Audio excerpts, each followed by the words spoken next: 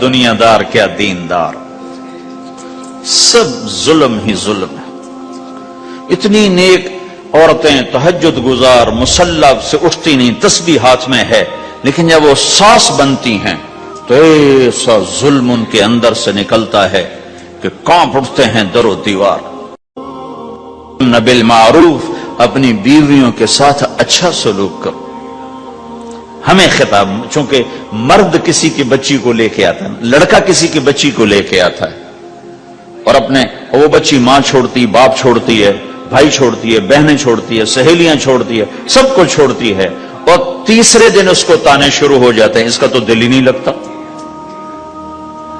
اور پہلے دن اپنی بیوی کو نصیحت دی جا رہے تھے، میری ماں کی خدمت کرنی ہے، میری کرنا کر، میری ماں کی کرنی ہے، میرے ابا کی کرنی، میری بہنوں کی کرنی، کسی کے سامنے تم نے بولنا نہیں، کسی کے سامنے اف نہیں کرنا۔ بے وقوف، اس سے محبت تو جتا پھرو، اس کے بعد جو کچھ کہے گا وہ کرے گی۔ پہلے دن ہی حکم، نہ تعلق بنا ہے، نہ محبت پیدا ہوئی ہے، اور نہ ابھی جوڑ بیٹھا ہے، اور پہلے دن حکم سنانے شروع کر دی۔ اس کے ذمہ نہ تیری ماں کی خدمت ہے، نہ تیرے باپ کی خدمت ہے، نہ تیری بہنوں کی خدمت، یہ ساری خدمت تو تیرے ذمہ ہے۔ ہمارا سسرال کا معاشرہ بڑا ظالم ہے، لاکھوں میں کوئی ایک گھر بچا ہوا تو الگ بات ہے، ورنہ میں تو دنیا پھری ہے۔ جب عورت ماں ہوتی ہے تو اس کے روئیں روئیں سے محبت کے چشمے پھوٹتے ہیں، وہی عورت جب ساس بنتی ہے تو ایک دم ظلم کی تصویر بن جاتی، اسے اپنی بہو میں کوئی خوبی نظر ہی نہیں آتی، عیب ہی عیب نظر آتے ہیں، اپنے بیٹے کو بھڑکاتی رہتی ہے، یہ کرتی ہے، یہ کرتی ہے، اور ویسے بے وقوف ہیں، کوئی ماں کی وجہ سے بیویوں کو تباہ کر دیتے ہیں، کوئی بیویوں کی وجہ سے ماں کو تباہ کر دیتے ہیں، یہ دونوں ظلم ہیں۔ ماں کی وجہ سے بیوی پہ زیادتی نہ کرو، بیوی کی وجہ سے ماں پہ زیادتی نہ کرو، بیوی کا اپنا مقام ہے، ماں باپ کا اپنا مقام ہے، بہنوں کا اپنا مقام ہے۔ 100% شکایات جھوٹی ہوتی ہیں، سب جھوٹ ہوتا ہے۔ اس لیے میرے رب نے دستور بتایا، ان جاءکم فاسق بنبأ فتبینوا، جب کسی کی خبر سنو، کوئی کمی کوتاہی سنو، اول تو سنو نہیں، اگر سننی پڑ جائے تو تحقیق کر لو، تحقیق کر لو۔ قاضی ایاس کے پاس آیا ایک شخص آیا روتا ہوا، ہائے مر گیا، ہائے مر گیا، تو ان کے ساتھ ایک آدمی بیٹھے تھے، کہنے لگے حضرت اس کا قضیہ جلدی سے سن لیں، بیچارہ بڑا مظلوم لگتا ہے۔ کہنے لگے چپ کر، یوسف علیہ السلام کے بھائی بھی رات کو روتے ہوئے باپ کے پاس آئے تھے، ہر رونے والا مظلوم نہیں ہوتا، ہر رونے والا مظلوم نہیں ہوتا۔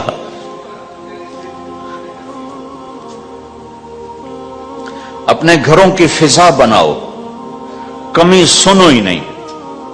تمہاری بیوی ماں کی کمی بتانے لگے، کہا مجھے نہ بتاؤ، تیری بڑی مہربانی۔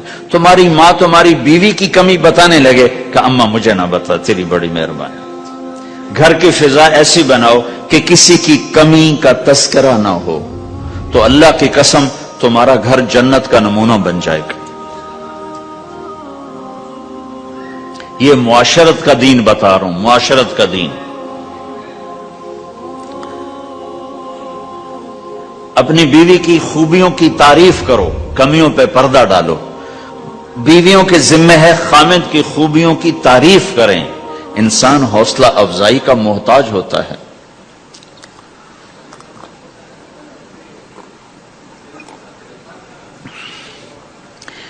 ایک بزرگ ہے اپنے کسی مرید کے گھر، تو وہاں انہوں نے کھانا کھایا، کھانا ان کو پسند آیا، کہنے لگے اپنی بیگم کو پردے میں بلاؤ۔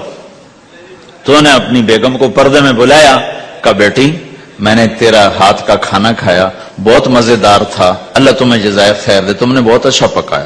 تو وہ زارو قطار رونے لگی۔ تو انہوں نے پوچھا بیٹی کیا ہوا، میں نے تو کوئی ایسی بات نہیں کی۔ کہ نہیں حضرت آپ کی بات پہ رونا نہیں آیا، رونا اس پر آیا ہے کہ 30 سال سے میں اس شخص کے ساتھ رہ رہی ہوں، کبھی ایک دفعہ اس نے میرے ہاتھ کے پکے کی تعریف نہیں کی۔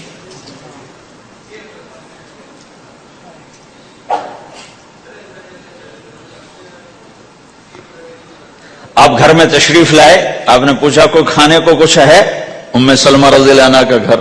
کہا یا رسول اللہ آج تو کچھ نہیں, سرکہ ہے. کہا واہ واہ واہ واہ, نعم الادام الخل, سرکہ تو بہت اچھا سالن ہے.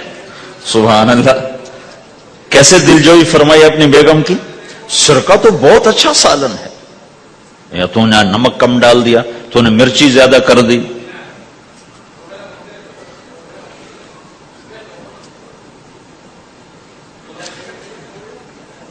ہم راوند میں پڑھتے تھے نا, تو پکانا ہمارے ذمے ہوتا تھا, تو ہمیں پتا کہ پکاتے ہوئے کیا گزرتی.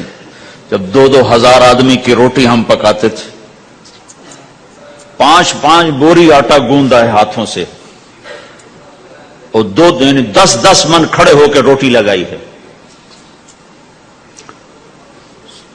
سخت سردی میں بھی, سخت گرمی میں. سردی میں جب رات کو آٹا گونتے تھے ہم, تو ہمارے ہاتھ ایسے اکڑ, تم تو سردی دیکھتے ہی نہیں ہو, ہاتھ ایسے اکڑ جاتے تھے.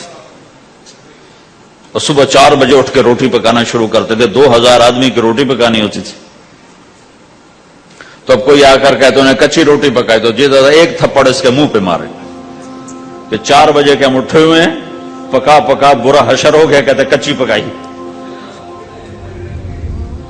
بھائی صبر کر کے چپ کر کے کھا جا. مولانا الیاس صاحب رحمت اللہ علیہ ایک اپنے مرید کے گھر گئے, تو اس نے کھیر بنا کر پیش کی. اچھا, نمک اور چینی ایک جیسے ہوتے ہیں, وہ دیہاتی عورت سمجھ نہ سکی, چینی کے بجائے نمک ڈال دیا. تو انہوں نے جا سب سے پہلے مولانا الیاس صاحب کے سامنے کھیر رکھی. تو آپ نے جو چکھی تو وہ تو تھی کڑوی. کہنے کہ بھائی واہ واہ واہ واہ واہ واہ, بڑی مزے کی کھیر, ساری لیا میں اکیلا کھاؤں گا, کسی کو نہیں کھانے دوں گا. ساری کھیر کھا گئے, اس پر پردہ ڈالنے کے لیے. وہ تو جب انہوں نے کہا مولانا الیاس کا بچا ہوا تھوڑا سا میں جب چکھا تو کڑوا گا, ہائے مر گئی, یہ تو سارا نمک ڈالا ہوا تھا.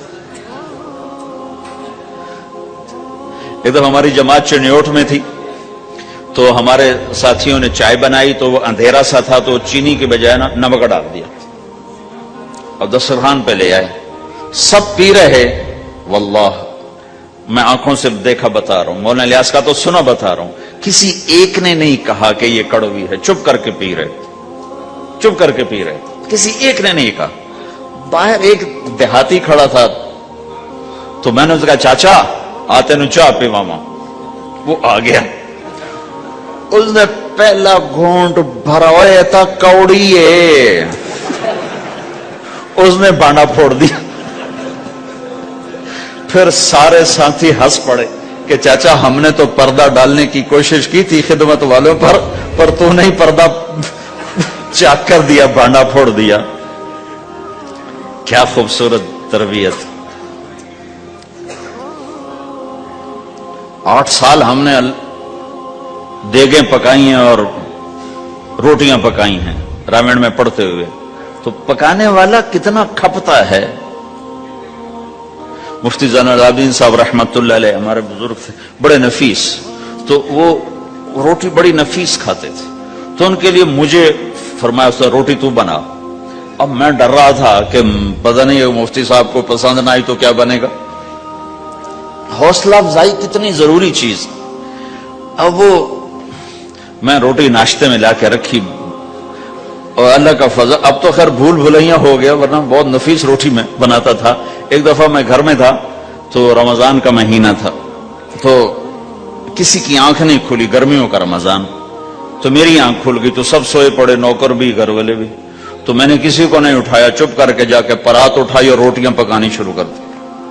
جب ساری روٹیاں پک گئیں, آخری پیڑا میرے ہاتھ میں تھا, تو میری بڑی بہن کی آنکھ کھل گئی. اس نے دیکھا تو میں روٹیاں پکا رہا, کو تیرا بھلا ہو جاوے, ایک ہی کیتا. میں کہا روز تم پکاتی ہو, آج میں پکا کے دے رہا ہوں, اس میں کیا ہے. تو میں نے روٹی پیش کی نا, تو مفتی صاحب نے 1-2 لقمے کھائے, تو میں وہ کھڑا سے کام رہا, پتہ نہیں اب کیا ہوتا, کس نے پکائی ہے. میں نے کہا جی میں نے پکائی. ماشاءاللہ بہت اچھی پکائی. تو میرا دل اتنا بڑا ہو, حوصلہ افزائی کرنا, برائیوں کو. ہماری معاشرت کیا ہے, 100 खूबियों में से एक कमी को निकाल के पकड़ लेना और 100 पे काटा। 100 नजर नहीं आती, एक कमी को पकड़ के उसे उछाल रहे उछाल रहे उछाल रहे उछाल रहे उछाल रहे।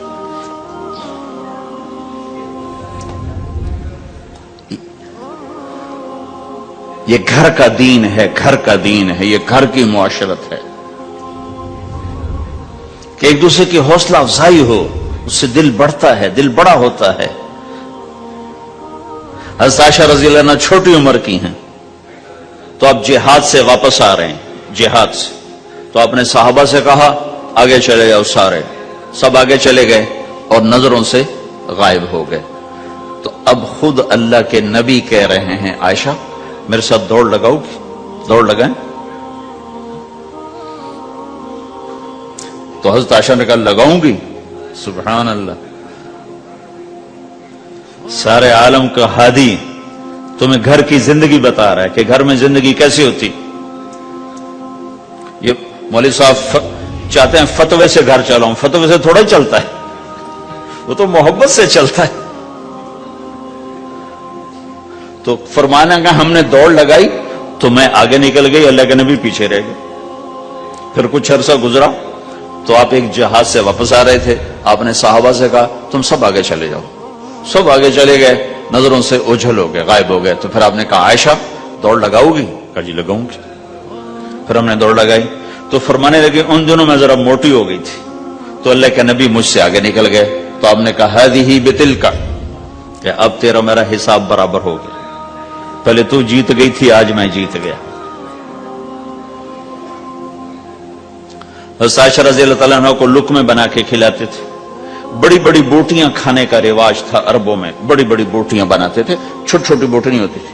तो हज़रत आयशा रज़ी अल्लाह अन्हा ने मसलन बोटी उठाई, कभी कभी घर में महीने में एक आध दफा गोश्त बनता था, तो आप बोटी उठाकर ऐसे खाती नोचती, तो सारी तो एकदम खाई नहीं जाती, तो रख देती थी। तो अल्लाह का नबी वही बोटी उठाते थे और हज़रत आयशा को दिखाकर जहां से उन्होंने खाया होता था वहां से खाते थे। ऐसे तो आयशा रज़ी अल्लाह पानी का प्याला उठाती और पीती, वो प्याले भी बड़े होते थे, ऐसे छोटे गिलास नहीं होते थे, तो वो पीती, तो जब रख देती तो अल्लाह का नबी प्याला उठाते, जहां अम्मा आयशा के होंठ लगे होते थे वहां होंठ लगा के पानी दिखा के ये करते थे। ये बता रहे हैं इजहार मोहब्बत रिश्तों में बहुत जरूरी है, इजहार जरूरी। भाई को बताओ मैं तेरा भाई हूं, उसके सामने इजहार मोहब्बत जरूरी है। बीवी से इजहार मोहब्बत जरूरी है, बीवी का खामिन से इजहार जरूरी है।